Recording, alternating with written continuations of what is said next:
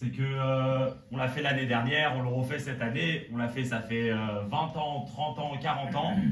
Et souvent, on sent que, pas seulement la vie, c'est une routine, mais peut-être même les fêtes, ça devient une routine et on ne prend pas plaisir pleinement de la fête. Et une des choses qui sont écrites dans la Torah, c'est sûr, que c'est pas que la fête, elle arrive et directement on rentre dans un environnement de joie, un environnement serein, de tranquillité. C'est sûr qu'il doit y avoir une petite préparation avant. Si on arrive directement dans le Shabbat, on n'a pas pensé au Shabbat un peu avant, ça va être dur de directement rentrer dans l'atmosphère. Et donc pareil, quand ça arrive à la fête de Shavuot, on peut dire encore une fois on reçoit la Torah, mais la chose à quoi il faut réfléchir, c'est vu que maintenant on est avant le don de la Torah, alors essayez de savoir comment ce Shavuot, il va être différent des autres Shavuot qu'on a pu vivre tout au long de notre vie, et comment il peut faire une différence dans notre vie après Shavuot. Alors pour ça, il faut revenir dans l'histoire. La fête de Shavuot, c'est le jour du don de la Torah. Ça fait 3335 ans que le peuple juif est sorti d'Égypte. Et le peuple juif, au départ, savait qu'il allait recevoir la Torah. Il ne savait pas exactement dans combien de temps ils allaient recevoir.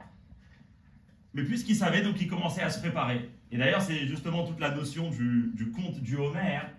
C'est en fait, c'est pas seulement compter le jour, mais c'est avancer. Avancer spirituellement, avancer mentalement, personnellement, pour réussir à être prêt pour recevoir la Torah. Et c'est ce qui s'est passé avec les Juifs.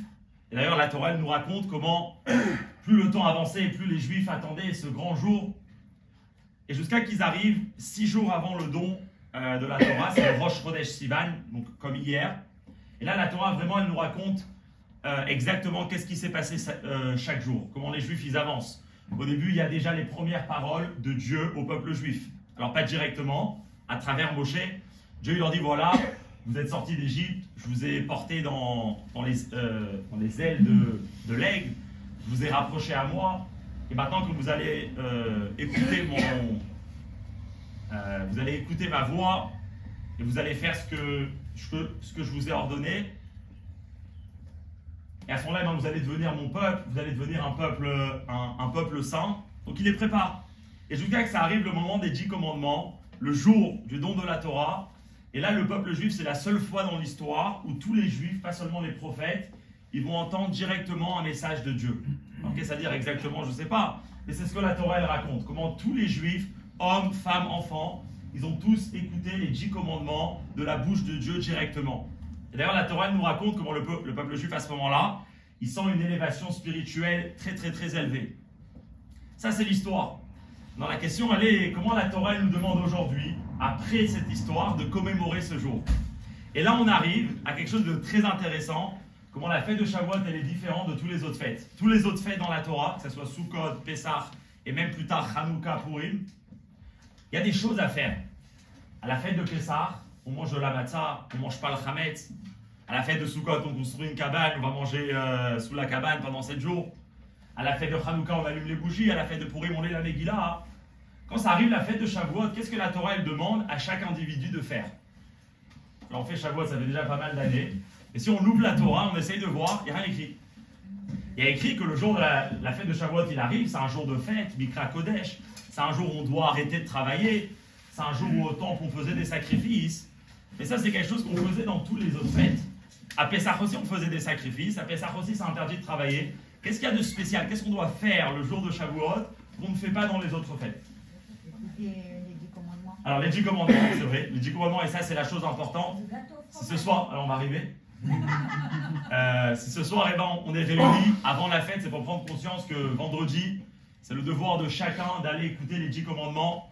Hommes, femmes, enfants et même très jeunes enfants. Le rabbi, il poussait même les enfants de 6 mois ou même de 1 mois déjà, et même peut-être plus petits, je ne sais pas, d'aller écouter les 10 commandements parce que ce n'est pas juste écouter pour comprendre, mais c'est écouter pour la sainteté de l'événement. Donc c'est important de vendredi, même si on a des amis, etc., qui ne vont pas forcément à la synagogue, d'aller le faire.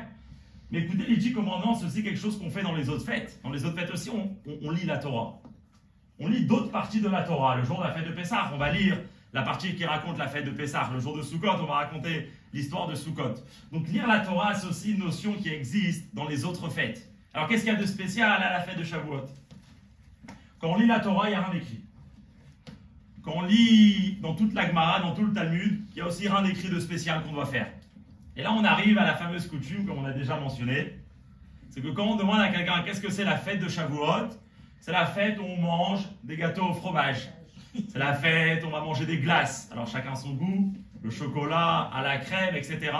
On va boire du lait, on va manger des aliments laitiers. Et ça, c'est la fête de Shavuot. C'est-à-dire ça, c'est la chose dans laquelle la fête de Shavuot est différente. C'est la chose qu'on fait. C'est la pratique qu'on a dans laquelle la fête de Shavuot peut se différencier de toutes les autres fêtes. Donc ce qu'on va essayer de comprendre ce soir, c'est quel est le message de manger du laitage. Qu'est-ce qui se cache derrière cette coutume? Alors c'est une coutume, c'est-à-dire, c'est pas quelque chose qui est écrit dans la 1.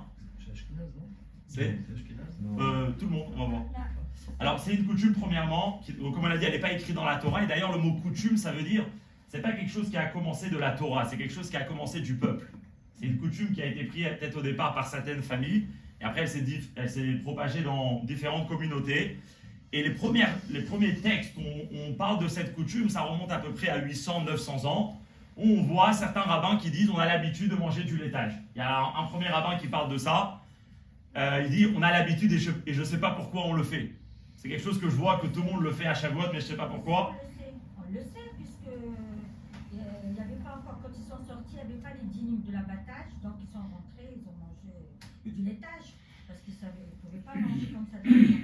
Alors, ça aussi, on ne va pas rentrer dans les détails à la suite, mais... Ça a un rapport avec les laitage qu'elle a donné du laitage pour qu'il s'endort, ou je sais pas quoi, là. Alors, c'est intéressant. Par rapport à la raison comment ça se fait qu'on mange du laitage, j'ai cherché un peu dans les livres. Il y a plus de 20 à 25 raisons et à 25 significations de pourquoi on mange du lait. Donc c'est sûr que chacun a une idée dans la tête. Ce soir, on va essayer de développer une idée qui ne va pas seulement être qu'est-ce que ça signifie le laitage, mais c'est une idée qui va vraiment nous permettre de vivre le message de Shavuot. Réussir à comprendre en quoi Shavuot peut être différent, par ça qu'on réfléchit à la notion du lait, comment elle est développée dans la Torah. Alors, bien sûr, les significations que certaines personnes connaissent, on va en citer quelques-unes. C'est comme on a dit déjà, les Juifs, ils viennent de recevoir la Torah, ils ne connaissent pas les lois de l'abattage, donc la chose la plus facile à manger, c'est du lait, il n'y a pas besoin de le préparer, on le prend des animaux et il est prêt, il n'y a pas des lois de cache-route à respecter pour le manger. Il y a d'autres significations qui sont mentionnées. Il y en a qui disent que le jour de Shavuot, il fallait faire le kiddush, c'est une fête. Or, ils ne pouvaient pas boire le vin, parce que tout le vin qu'ils avaient, ils étaient non-juifs avant Shavuot. Le jour de Shavuot, c'est comme une conversion. Donc tout le vin qu'ils ont quelque part, il n'est pas cachère. Donc sur quoi on fait, comme on n'a pas du vin, on fait son du lait. Donc pour nous, pour se rappeler du kiddush, du premier kiddush de l'histoire, le jour de Shavuot, eh ben, on prend du lait. Une autre explication, il va un peu dans le remez, dans l'allusion du mot. Il dit que le lait, en hébreu, on l'appelle chalav. Chalav, c'est 8, chet, lamed, c'est 30, bet, c'est 2. Ça fait en tout 40. Et c'est quoi le lait? Le lait représente les 40 jours que Moshe a passé à la suite du don de la Torah pour recevoir toute la Torah orale. Donc le lait signifie la Torah orale. Une autre explication intéressante, et ça c'est lié avec avant le don de la Torah. C'est lié directement avec Moshe Rabbeinu. On sait tous l'histoire que Moshe il est né dans une période en Égypte où tous les premiers-nés juifs étaient tués, étaient jetés dans le Nil. D'ailleurs, quand Pharaon il fait son décret, les parents de Moshe, Amram et Yocheved, ils décident de se divorcer. Ils ont dit quoi? On va amener des enfants au monde et ces enfants ils vont mourir. C'est pas beau pour ces enfants. Donc ils décident de se divorcer. Il y a la fameuse histoire où leur fille Batcha, elle dit Aprouri, votre décret il est plus grave. Myriam qui a dit que votre décret, ce que vous faites, c'est encore plus grave que ce que Pharaon veut faire. Pharaon veut tuer uniquement les garçons, par ça que vous ne vous mariez pas, vous n'avez pas d'enfants, vous n'allez même pas amener les filles dans le monde. Et à la suite de ça, ils se remarient. Mais ce qui se passe, c'est que Moshe était déjà conçu dans le ventre de sa mère du premier mariage. On ne va pas entrer dans tous les détails de l'histoire. Donc 6 mois après que ses parents se remarient, Moshe est né. Et les Égyptiens qui voient le remariage de Amram et Yocheved, ils attendent uniquement 9 mois pour savoir s'il y a un enfant. Et donc pendant 3 mois, Moshe il peut être caché par sa mère. Au bout de 3 mois, sa mère elle sait que c'est fini, les Égyptiens ils vont venir. et donc elle le jette dans le Nil.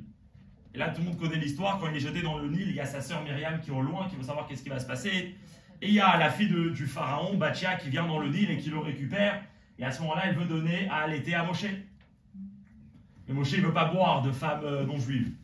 On sait très bien l'importance du lait, pas seulement chameau, mais même qui vient d'une mère juive. Et donc c'est comme ça que Myriam, elle propose à Bathia de appeler une femme juive, en l'occurrence c'est la mère de Moshe, Yocheved, que elle va allaiter Moshe. Donc toute cette histoire du lait, quand elle se passe 3 mois après la naissance de Moshe. C'est quand le jour de la naissance de Moshe? Le 7 Adar. 3 mois plus tard, le 7 Sivan, le jour du don de la Torah. Donc pour se rappeler de cette histoire du lait, c'est pour ça qu'on mange du lait le soir de Shavuot. Ok, encore plein d'explications, on va s'arrêter là. Et tous donc déjà vraiment c'est des explications qui nous expliquent une coutume. Et une coutume, juste en parenthèse, c'est quelque chose de très important. Il ne faut pas penser que vu qu'une coutume, c'est quelque chose qui est venu uniquement de la famille, de certaines personnes, que pas forcément que c'était les plus grands savants en Torah, donc c'est pas quelque chose d'important. On sait très bien, hein, si vous avez entendu parler du Rajba. Le Rajba, c'était un grand rabbin du XIIIe siècle, le rabbin de Barcelone, et que vraiment, il était, sa sagesse et ses écrits, ils ont été propagés même jusqu'en France, dans toute l'Afrique du Nord. Il a écrit énormément de lettres à énormément de gens. Tout le monde pouvait se tourner vers lui, il répondait à tout le monde. C'était un rabbin assez spécial. Et c'était aussi un grand banquier, pour un bon rabbin. Lui, il écrit dans une de ses lettres, une lettre très intéressante, où là-bas il écrit par rapport à comment réconcilier la science avec la Torah. Et il discute très intéressant. Et là-bas, il parle par rapport à certaines traditions dans le peuple juif. Et il dit comme ça. Il dit, sachez que même si vous avez une tradition qui vient d'une vieille femme, d'une personne âgée, que vous ne connaissez pas exactement la source, surtout, ne méprisez pas cette coutume. Et même si vous avez 600 000 preuves et logiques pour contredire cette coutume, quand même continuez à la garder. Parce que les coutumes, c'est ce qui fait tenir le peuple juif.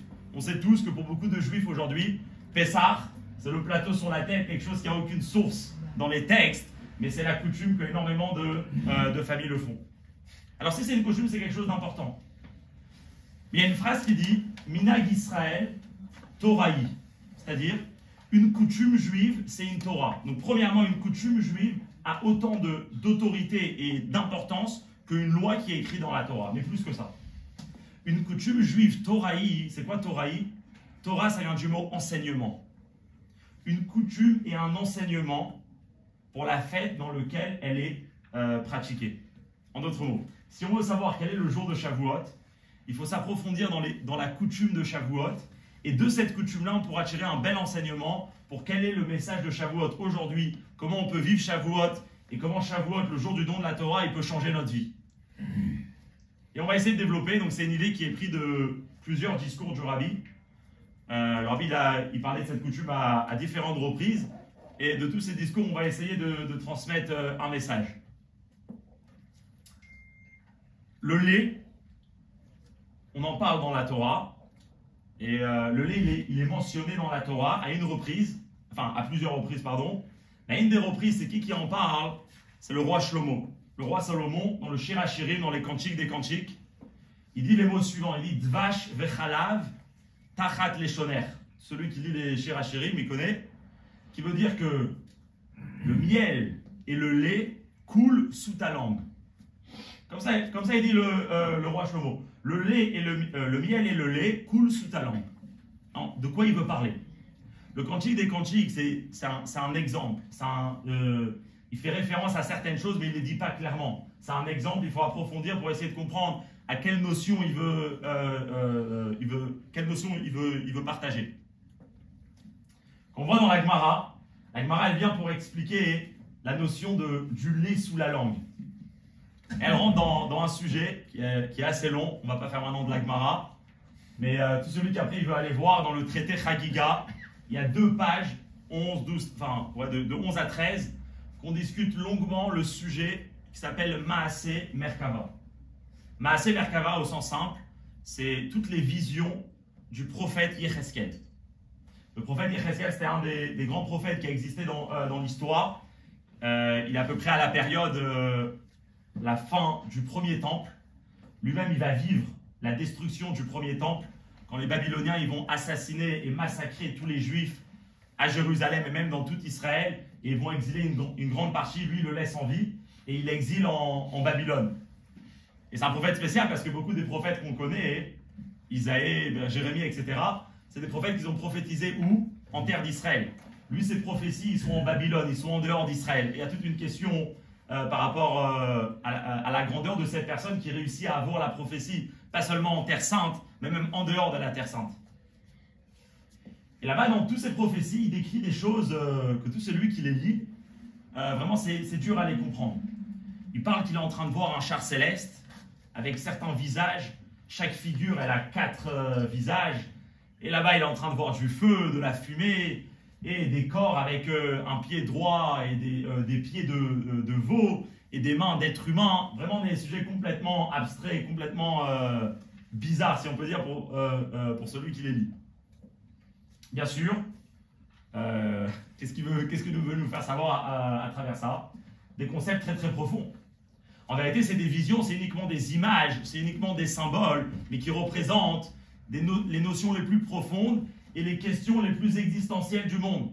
En vérité, à travers ces messages, il est en train de discuter, par exemple, qu'est-ce que c'est Dieu? Pourquoi croire en Dieu? Est-ce que Dieu, il existe?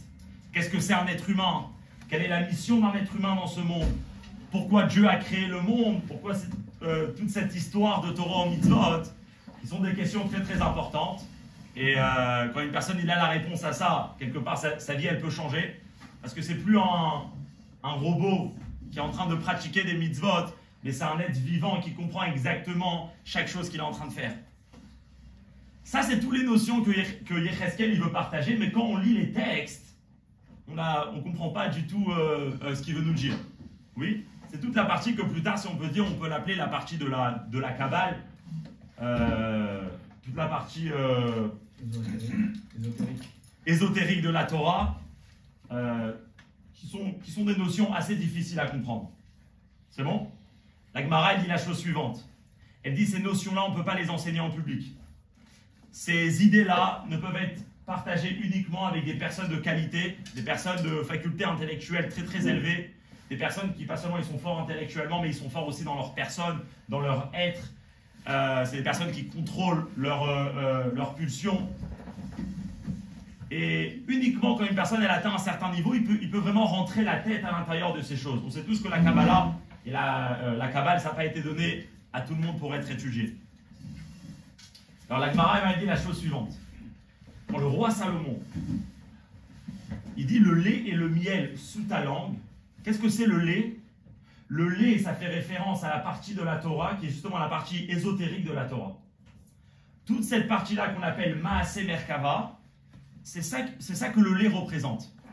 Et c'est pour ça que Shlomo Amelech, il dit le lait sous ta langue, c'est sous ta langue et pas sur ta langue. En d'autres mots, caché. Garde ça pour toi, c'est les mystères de la vie.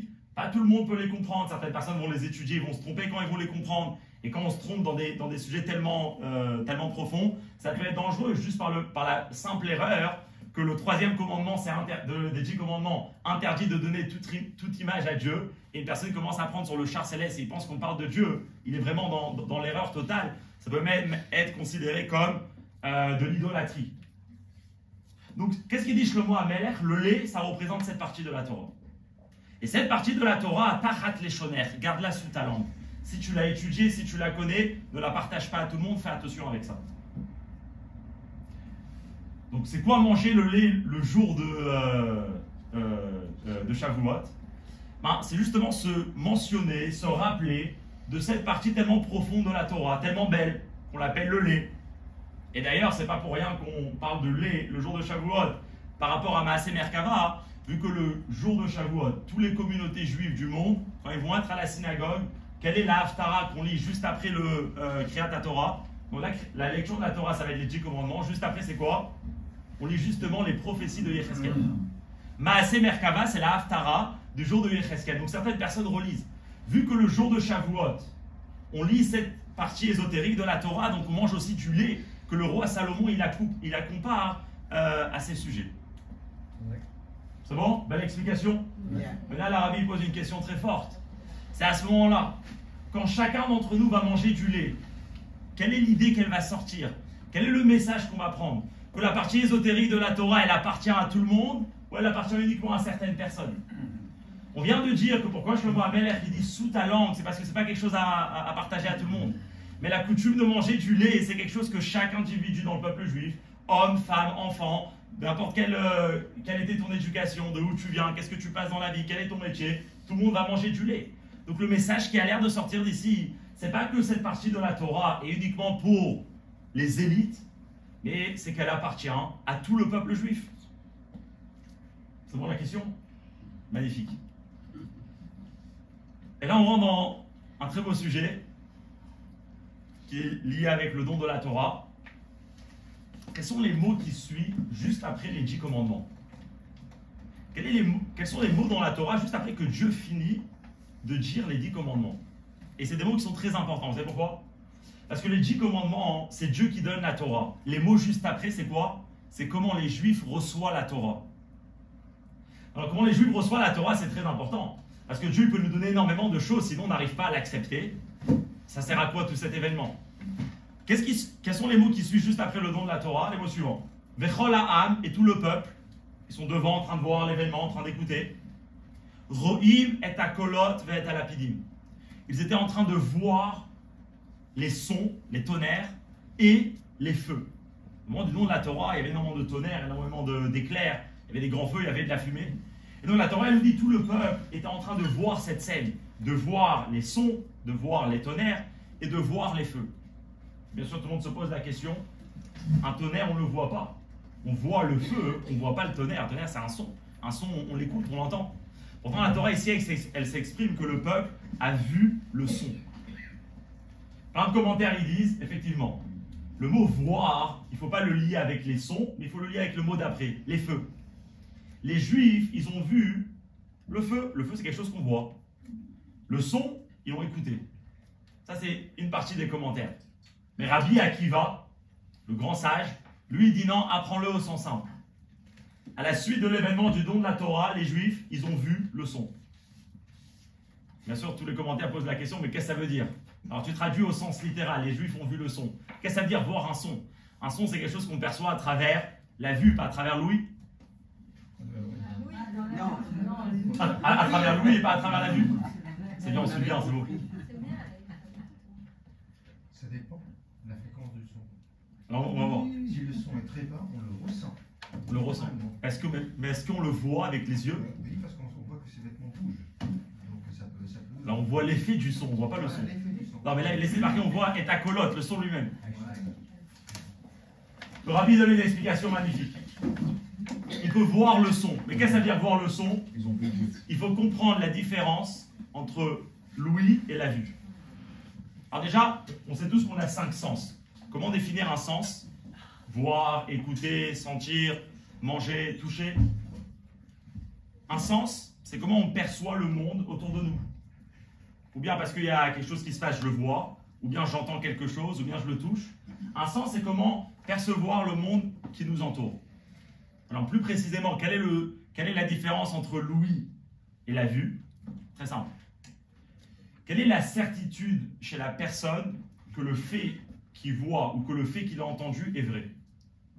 Jusqu'à combien quand une personne il voit quelque chose, chez lui le fait il est évident, et jusqu'à combien quand une personne il entend quelque chose où dans l'entente on va aussi rentrer la notion de comprendre, jusqu'à combien la personne elle est sûre que ce qu'il a entendu c'est vrai? On sait tous qu'une fois qu'on a vu quelque chose, c'est sûr à 100%. Comme on dit, je l'ai vu. Je l'ai vu avec mes yeux. Tu veux m'expliquer que ce que j'ai vu, c'est faux? Là, on ne parle pas de voir sur les téléphones ou sur les vidéos, où là-bas, beaucoup de choses peuvent être truquées. On ne parle pas aussi d'une personne qui n'est pas partie acheter ses lunettes. On parle d'une personne en bonne santé, il voit, etc. Une fois qu'il a vu, il ne peut pas se remettre en question, est-ce que ce qu'il a vu, c'était vrai?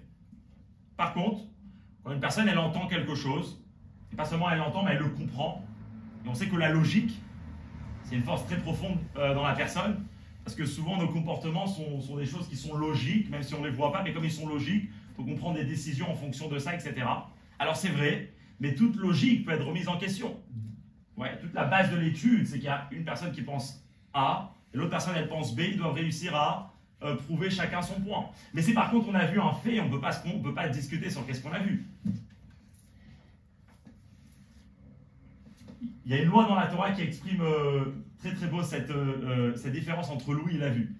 C'est marqué que si quelqu'un était témoin d'une scène, il a vu monsieur Réhouven qui a pris le sac de monsieur Shimon. Pour lui, il a vu, il est sûr de ce qu'il a vu. Réhouven, c'est un voleur, il a pris le sac de Shimon. On va à la justice.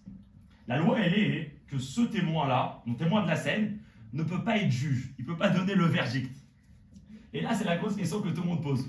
Mais le juge, s'il va donner le verdict, ça va être basé sur qui? Ça va être basé sur le témoignage de ce monsieur. Donc s'il y a une personne qui peut lui donner le verdict, c'est qui? C'est ce monsieur, c'est le témoin. Et pourtant, non. Si tu es témoin magnifique, on t'écoute, on te croit. D'ailleurs, peut-être on va se baser sur toi pour donner le verdict, mais c'est une autre personne qui doit donner le verdict. Et c'est quoi l'explication? L'explication, c'est la suivante. Un jugement, c'est savoir la vérité. Savoir la vérité, c'est savoir être objectif. Voir les faits comme ils sont, essayer de les comprendre. Qu'est-ce qui s'est passé? Ce monsieur, il a vu une scène, il y a peut-être d'autres choses qu'il n'a pas vues avant. Peut-être à la base, c'était le sac de Shimon, c'est pas le sac de Reuven, bref. Il y a plein de choses dans une histoire. Le problème, il est qu'une fois que quelqu'un il a vu quelque chose, il ne peut plus réussir à être objectif. Pourquoi? Parce qu'il a déjà vu et il est sûr du fait. Et même si on va lui expliquer avec énormément d'explications que ce que tu as vu, c'est pas bon, il ne va jamais réussir à donner un bon verdict. Et la base d'un jugement, c'est de sortir la vérité, din emet. Donc cette personne-là, elle ne peut plus être juge, crédible. Même si elle le veut, c'est ça qui est fort. Même si elle veut être crédible, on ne parle pas d'une personne qui n'est pas honnête. Mais puisqu'on a vu, c'est trop tard. C'est d'ailleurs ce qui nous explique pourquoi c'est très important de faire attention à ce qu'on voit. On sait que le rabbi de Lubavitch, il a énormément poussé pour que même des enfants depuis le plus jeune âge ne sont pas amenés à voir des choses négatives. Beaucoup de gens ils pensaient pourquoi, ou même plus tard, pourquoi c'est tellement attention de faire attention à ce qu'on voit. Des fois c'est pas grave, on dit j'ai juste vu, j'ai pas fait. J'ai juste vu je sais pas quoi. J'ai juste vu une photo, j'ai juste vu quelque chose. J'ai pas commis aucun acte négatif. C'est quoi la réponse? Le jour où tu as vu quelque chose, c'est rentré tellement profond à l'intérieur de toi que ça se trouve qu'un effet de ça va se réveiller dans une semaine. Ça se trouve dans 2 semaines, tu vas penser à quelque chose. Et de où ça vient? C'est du fait que tu as vu. La certitude et la véracité de la chose, dès qu'on voit, elle est très forte. Ça imprime l'âme. Ça imprime l'âme. Ça vient dans les rêves aussi. Hein? Ça vient dans les rêves aussi. Ce qu'on a vu dans la journée, tout à fait. C'est important. Alors maintenant, écoutez ça. Venons prendre dans la vie un message de ces deux choses. Quelles sont les choses dans notre propre vie au quotidien qu'on les perçoit à un niveau de réalité de vue ou à un niveau de réalité de l'ouïe? En d'autres mots, on vit tous, on a tous une vie, on a toutes nos choses de la vie, notre quotidien tous les jours. Et la question, elle est, quand on vient pour prendre des décisions, par exemple, ou quand on vient pour réfléchir aux choses qui sont importantes pour nous, quelles sont les choses que chez nous, ils sont vraies à 100% comme si on les voit? Et quelles sont les choses que chez nous, on peut peut-être les comprendre, on peut peut-être voir la logique qu'il y a à l'intérieur, mais pas forcément qu'ils vont être vrais à un tel point qu'on va être sûr qu'ils existent. On va donner des exemples. Une personne est sûre à 100%, même s'il ne le voit pas avec ses yeux, mais c'est un niveau de conscience qui est vrai chez lui, que s'il ne mange pas pendant 2 jours, il ne pourra pas fonctionner. C'est pas quelque chose qu'il voit avec les yeux, mais c'est quelque chose qu'il est sûr à 100%. Il n'y a pas de quoi réfléchir, je suis convaincu. Ou pareil d'autres choses, si quelqu'un il n'a pas du tout d'argent, où il va habiter, comment il va payer son loyer. C'est des faits de la vie que la personne elle est sûre à 100% qu'ils sont vrais et qu'ils existent. Mais si maintenant on se pose la question, à combien Dieu il est vrai dans notre vie? À combien la notion de divinité, à combien la notion de Torah, à combien la notion de l'âme juive qu'on a à l'intérieur de nous, elle est vraie, à un tel point que quand on va arriver à des décisions importantes, ou même des décisions pas importantes, ils vont être affectés de cette conscience qu'on a de Dieu et de cette conscience qu'on a de la Torah. Le fait, il est que Dieu, il n'est pas, comment on dit, Dieu, il n'est pas concret. Et puisque Dieu n'est pas concret, on ne peut pas le toucher, il n'est pas visible, donc c'est dur. C'est dur. C'est dur de dire que moi, je prends conscience que Dieu, il est vraiment vrai à un tel point, quand je ferme le magasin Shabbat, je suis conscient à 100% que je ne perds pas un centime de mon magasin fermé. Peut-être avec le temps, quand je vais vivre et je vais voir qu'effectivement, je ne perds pas de l'argent, alors là, je vais être convaincu à 100%. Et quand je prends ma décision au début, est-ce que je suis convaincu à 100%? C'est dur. Et pareil dans énormément d'exemples.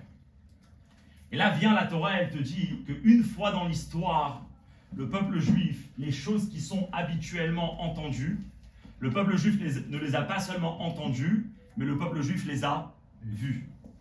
Qu'est-ce que la Torah, elle te dit à la suite des 10 commandements? C'est que les 10 commandements, ils ont ramené, ils ont ancré à l'intérieur du juif que la présence de Dieu, et ça que Dieu nous a créé, et ça qu'on a été créé pour une mission de amener le monde à Mashiach, c'était pas quelque chose que, comme habituellement il est, qu'on entendait, mais c'était quelque chose qu'on voyait. C'était quelque chose que les Juifs ont vu avec leurs propres yeux. Et donc la certitude et l'importance de ces choses étaient complètement ancrées à l'intérieur d'eux. Ils ont vu Dieu. Donc est-ce qu'ils ont vu Dieu? C'est pas ils ont vu avec les yeux, Oui, mais c'était un niveau de conscience, un niveau de réalité qu'il n'y avait pas d'autre question. Ouais. Dans l'exemple, ou si par exemple ils rentraient en terre d'Israël, et on leur disait pendant un an vous ne travaillez pas la terre, il n'y a même pas une pensée qui monte à la tête que peut-être on va perdre de l'argent parce qu'on ne va pas travailler la terre. Parce que si Dieu me demande, de faire ça, Dieu c'est une vérité, il est autant vrai que quand je plante, je sais que quelque chose va pousser. Je sais que quand je plante pas parce que Dieu m'a dit de ne pas planter, je vais gagner autant d'argent. Alors ça c'est... Est-ce que les 49 jours, les préparations du compte du Homer, ça y joue à la préparation de... Ça joue à la préparation. Ça joue à la préparation. À changer sa façon de penser par rapport à la divinité. Oh. Au moment du don de la Torah, c'est quelque chose que l'événement du don de la Torah leur a ramené cette conscience. C'est un événement tellement fort, avec une révélation de Dieu tellement fort, qui leur a ramené cette conscience. C'est un dévoilement de Dieu. C'est une conséquence, ça. Ça c'est ce qui s'est passé. Maintenant, écoutez bien, c'est important. C'est pas seulement quelque chose qui s'est passé au don de la Torah. En vérité, ici, la Torah, elle est en train de dire qu'est-ce que ça veut dire vivre une vie de Torah. La Torah, elle est en train de nous dire qu'est-ce que ça veut dire recevoir la Torah. Pas seulement Dieu nous donne la Torah, mais qu'est-ce que ça veut dire recevoir la Torah. Ce que ça veut dire recevoir la Torah, c'est que la personne, elle se travaille pour que son âme, ça qu'il a été créé par Dieu, ben ça devient quelque chose de vrai. Comment? À travers l'étude de la Torah. Le fait que je dois éduquer mes enfants, c'est pas seulement quelque chose que j'entends, mais c'est quelque chose que je vis et je sais comment le faire avec une vraie certitude. Alors comment? Tous les parents, on sait tous que éduquer un enfant, on n'est pas sûr. Le but de la Torah, c'est de ramener les gens à une certaine conscience dans laquelle les choses sont claires dans la vie. Alors, la base du monde, c'est que tous les enseignements moraux et tous les bons comportements, c'est quelque chose que c'est dur à définir parce que c'est pas un acte, c'est un message qui est dur à prendre. Le but de la Torah, c'est de ramener toutes ces idées-là au concret. C'est bon? On revient à notre histoire. Quelle partie de la Torah il faut étudier pour pouvoir réussir à vivre dans cette réalité? Une réalité tranquille, parce que la personne elle est consciente que Dieu il existe, il est dans les bras de Dieu. Une réalité dans laquelle la personne il n'a pas d'histoire, il n'a pas de dispute, parce qu'il sait que tout ce qui se passe dans la vie c'est la providence divine. Une réalité dans laquelle la personne il n'a pas d'inquiétude, parce qu'il sait que tout ce qui se passe dans le monde c'est Dieu qui l'a prévu pour lui. Quelle partie de la Torah il faut étudier pour vivre dans une telle conscience? On va arriver. Hein? Le lait. Il y a une partie dans la Torah qu'on étudie tous et c'est laquelle avec on grandit, elle est très importante, c'est la pratique de la Torah. Quand allumer les bougies de Shabbat, comment manger kasher, quelles sont les lois de la kashrut, comment mettre des téphilines, comment faire Shabbat, tout ça, c'est apprendre à savoir comment faire la volonté de Dieu, comment se comporter au niveau de la religion, au niveau de la Torah. Mais après, il y a une autre partie de la Torah, et c'est ça que c'est important de comprendre, que c'est uniquement en étudiant cette partie qu'on peut arriver à devenir une personne avec une telle tranquillité et une telle conscience. Et on peut pratiquer autant qu'on a envie dans notre vie si on n'est pas en train de nourrir uniquement nos actes, mais on est en train de nourrir aussi notre neshama, ça ne va pas marcher. Et ça, c'est quoi? Ben ça, c'est justement toute la partie de la Torah qui va être appelée la pnimiyut Torah, ce qui veut dire la profondeur de la Torah, ou dans d'autres mots, l'âme de la Torah. De la même façon qu'un homme, il y a le corps et il y a l'âme, pareil dans la Torah, il y a le corps, c'est-à-dire la pratique, les actions, les mitzvot, les comportements. Et après, dans la Torah, il y a ce qu'on appelle la neshama, l'âme. C'est justement toute cette partie de la Torah qui est, que son but, c'est d'expliquer toutes ces notions à l'être humain pour qu'il puisse les intégrer et vivre avec ces notions. Alors, où ils sont écrites toutes ces idées-là? Et là, c'est le problème. Toutes ces idées-là, c'est ce qu'on appelle, c'est pour revenir à ce qu'on a dit avant, c'est la partie ésotérique de la Torah. C'est tous les messages qui ont été donnés par les prophètes, par des exemples abstraits, par des notions qui ont été écrites dans le Zohar, dans la Kabbalah, dans des livres très profonds. Là-bas, c'est des messages qu'en vérité, c'est les messages que la personne en a le plus besoin dans sa vie. Mais de la manière comment ils ont été écrits, on n'a pas accès à ça. C'est des sujets très profonds. Ça, c'est ce qu'on appelle Maaseh Merkava. Alors, c'est quoi le travail? Et là, maintenant, on va comprendre la grande révolution, si on peut dire, de la chassidoute, du mouvement chassidique, et plus précisément de ce que tous les rabbéim du mouvement Chabad ont développé. Le but et la mission que l'Admour Hazaken, Rabbi Shneur Zalman, le premier rabbi de Lubavitch, il a pris sur lui, c'est justement de répondre à toutes ces questions que les gens ont et de réussir à traduire toute cette profondeur de la Torah d'une manière logique, compréhensible, pour qu'elle puisse t'aider, et pas seulement dans ta vie de la synagogue, ou quelque part on rentre dans une bulle de sainteté, mais qui puisse m'aider même dans ma vie de tous les jours, dans laquelle j'ai des vrais problèmes, j'ai des vrais challenges, et que cette partie de la Torah puisse m'aider. Ce qu'il a fait l'Admour Hazaken, et c'est pour ça d'ailleurs qu'il a appelé le mouvement Chabad. Chabad, c'est les initiales de Chochma Bina Da'at, qui sont les trois parties de l'intellect. C'était prendre toute la partie kabbaliste de la Torah, qui est essentielle pour la vie d'une personne. Il les a pris et il les a expliqués d'une manière compréhensible et logique. Alors pourquoi c'était interdit? On comprend très bien. À une époque, c'était interdit parce qu'on n'avait pas l'accès à ça. Mais le jour où l'Admour Hazaken, le jour où les rabbéim Chabad y viennent, et ils nous expliquent ces notions, pas seulement que c'est permis, mais c'est conseillé pour chacun. Quand on voit qu'aujourd'hui, énormément de gens, juifs comme non-juifs, on essaye tous d'aller chez des psychologues, on essaye tous d'aller chez des thérapeutes pour essayer de guérir notre âme, alors que la Torah, c'est écrit que Dieu il a regardé dans la Torah et c'est comme ça qu'il a créé le monde. Istakel, la phrase est dans le Zohar, Istakal beoraita ou baralma, Dieu il a regardé la Torah, et de la Torah il a dit, ah comme ça je vais faire l'être humain. Donc c'est où qu'un juif il peut trouver ses réponses, et pas seulement un juif, même tout le monde entier, tout l'univers, c'est dans la Torah. La question elle est, est-ce qu'on étudie la bonne partie de la Torah? Quelle partie de la Torah est faite pour m'aider? Alors là on a eu tout ce qui a commencé par Rabbi Israël Baal Shem Tov, que d'ailleurs c'est pas par hasard, mais le jour où il a quitté ce monde c'est le jour de Shavuot, le jour où on lit toute cette partie de Maaseh Merkava, c'est le jour de Shavuot. Il a quitté ce monde ce jour-là, il a quitté le monde ce jour-là.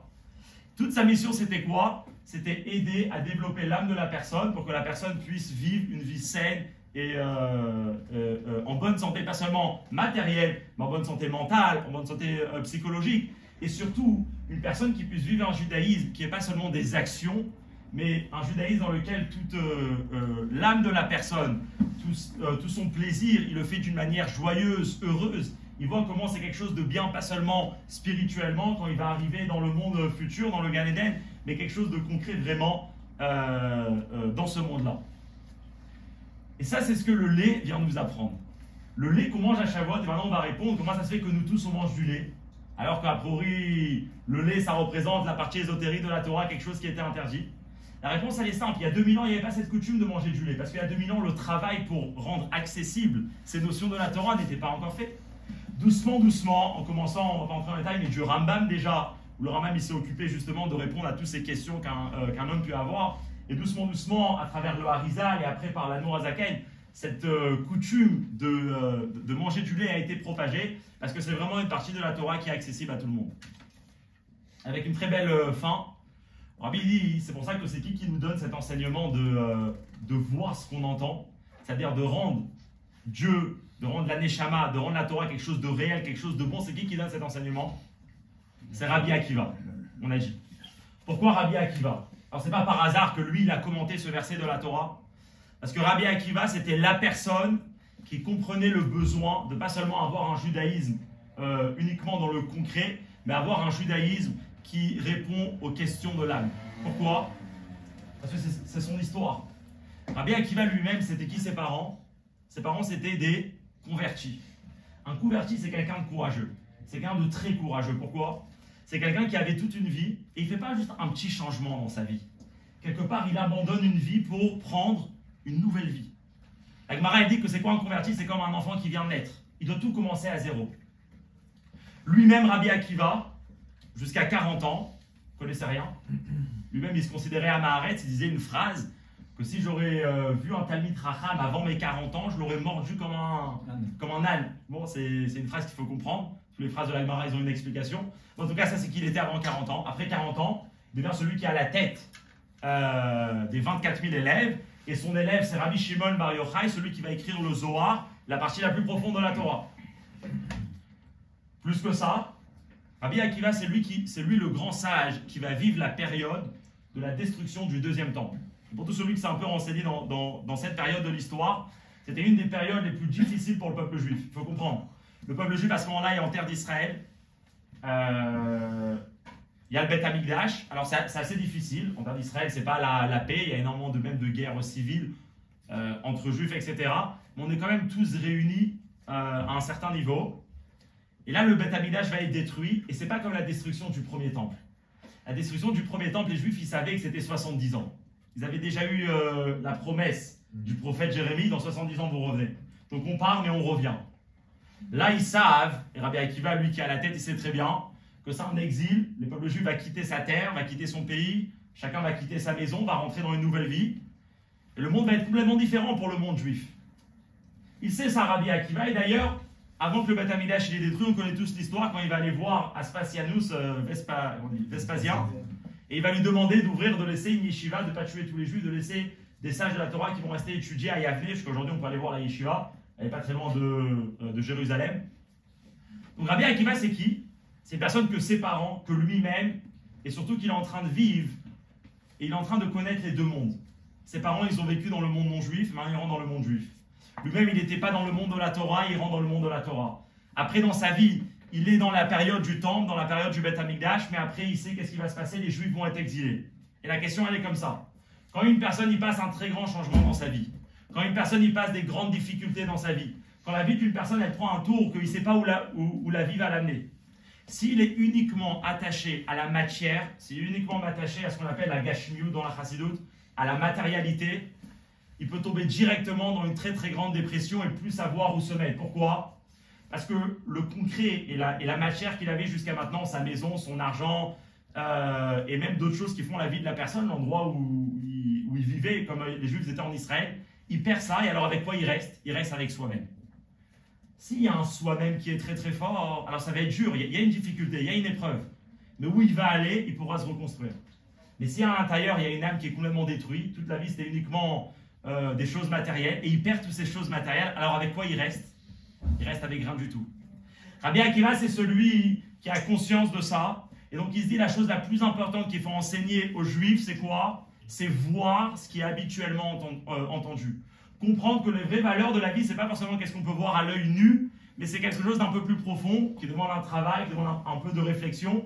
Mais une fois qu'on vit dans cette réalité, il peut se passer beaucoup de choses dans la vie, alors on ne demande rien du tout. Mais c'est chas v'shalom, il y a des choses qui se passent, et même des petites difficultés, on peut quand même tout le temps rester fort, parce que ce n'était pas le monde qui formait notre personne, mais c'était nous-mêmes, nos convictions, nos valeurs qui formaient qui on était. Ça, Rabbi Akiva, il le sait, et ça, l'Admour HaZaken aussi, il le sait. L'Admour HaZaken, il développe le mouvement Chabad en quelle année ? Il développe le mouvement Chabad autour des années 1780, 1790. On est tous français, en pleine période de la Révolution française, qui commence en France, mais on sait que ça va avoir une influence sur toute l'Europe.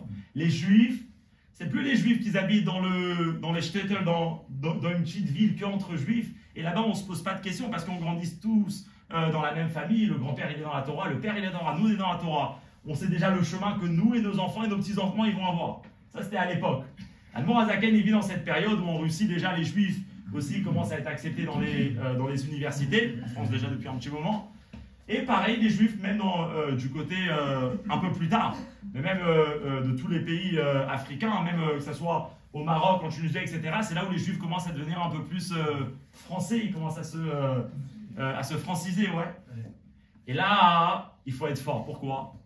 Parce que si ton judaïsme, c'est uniquement ta petite ville, ton petit Méla, et ta petite ville, c'est uniquement ta synagogue où tu vas, mais c'est pas quelque chose de profond. Ben, le jour où tu vas dans un autre pays, le jour où il y a des changements, le jour où tes enfants ils sont amenés à connaître des nouvelles choses que toi tu n'étais pas au courant, tu n'auras pas de quoi leur répondre. Mais, c'est par contre ton judaïsme, il est vraiment profond, il est vraiment vrai. À un tel point que ta Torah, tes mitzvot, ta neshama, c'est pas quelque chose qui dépend d'un certain endroit ou d'une certaine culture ou d'une certaine famille, c'est quelque chose qui est vrai à l'intérieur de toi, tu le vis vraiment, même quand ta vie, elle va prendre une autre circonstance, tu vas vivre dans un autre endroit, entre d'autres personnes, tu vas apprendre à connaître d'autres cultures, il y aura tes voisins, ça va pas être les plus grands tzadikim, et bien quand même le juif va tout le temps rester vrai, va tout le temps rester fort, et la vie va continuer pour lui et pour ses enfants pour donner une éducation qui est très forte. Ça c'était l'Admour Azaken, et si on peut avancer un petit peu, c'était ce que le rabbi il a fait. Le rabbi il arrive juste après la guerre, et encore une fois le peuple juif, il passe d'un monde à un autre monde. On était tous en Europe, et là on arrive aux États-Unis, il y a aussi tous les juifs d'Afrique du Nord qui viennent en France, on le sait tous. Les parents, ils vivaient quelque part dans un petit monde qui est pas le monde dans lequel les enfants ils ont vécu. Les parents, ils vivaient dans leur petite ville, et là, on arrive en France, c'est un nouveau monde. Notre enfant, il est au courant, et si on peut voir un peu l'histoire, on est déjà plus de 60 ans après. Malheureusement, on a perdu beaucoup de personnes de notre peuple à cause de ça. Parce que les parents, ils vivent. C'est pas Chadé Shalom pour rendre fautif quelqu'un, c'est juste pour analyser les faits et pour prendre une bonne résolution. C'est que pas forcément que tous nos parents, ils avaient la réponse pour comment vivre en France. Peut-être que nos parents, ils avaient la réponse pour comment vivre au Maroc, mais pas pour vivre en France, pour comment vivre en Tunisie, mais pas pour vivre en France. Le rabbi, qu'est-ce qu'il fait? Le rabbi, il s'occupe de quoi? De, encore une fois, encore plus et plus, impacter les juifs d'énormément de force, d'énormément de valeur, de faire des discours, et c'est quelque chose qui n'a pas existé avant, uniquement par exemple pour des femmes. Juste l'idée que le rabbi, il a fait avancer les femmes dans l'étude de la Torah, c'est quelque chose qu'on ne connaissait pas avant. Quel rabbin il vient dans une synagogue, il donne un cours qu'à des femmes? Alors aujourd'hui, au Hachem, c'est répandu de partout. Avant, dans la société, ce n'était pas tellement accepté. Le rabbi, il sait le besoin. Quel rabbin, il passe 3, 4 heures, 5 heures en train de voir un défilé d'enfants qui passent et de chars décorés avec des thèmes juifs le jour de l'Akba Omer? Le rabbi, il sait que ça, c'est le monde d'aujourd'hui. Si aujourd'hui, tu vas rester uniquement dans la même forme que les rabbins, ils étaient à l'époque, et tu ne vas pas comprendre que le monde, il a peut-être changé, donc les valeurs, ils doivent être, ils sont tout le temps les mêmes, ils doivent des fois s'exprimer d'une autre manière, mais à ce moment-là, on va perdre tous ceux de notre peuple. Et donc, bien sûr, si on arrive à la fête de Shavuot ce soir, enfin, pas ce soir, dans quelques jours, mais là, on est déjà prêt pour recevoir la Torah, c'est ce message qu'on doit prendre. Essayez de se poser vraiment la question honnêtement. Est-ce que mon judaïsme, je le vis vraiment? Est-ce que je suis fier de mon judaïsme? Est-ce que c'est quelque chose que je suis tranquille d'en parler avec moi-même, avec ma famille, avec mes amis? Ou est-ce que mon judaïsme, il est un peu faible? Et on a tous besoin de force, de prendre des forces dans ça, Baruch Hashem. Alors, une bonne résolution qu'on peut prendre, c'est pas seulement le jour de Shavuot, manger les bons gâteaux au fromage et manger les bonnes glaces, ça aussi c'est bien, mais surtout prendre et s'approfondir dans ce que le lait représente, s'approfondir dans la profondeur de la Torah. Et bien sûr, c'est cette profondeur de la Torah, c'est cette vie tellement profonde qui va amener très prochainement la venue du Mashiach. Bravo.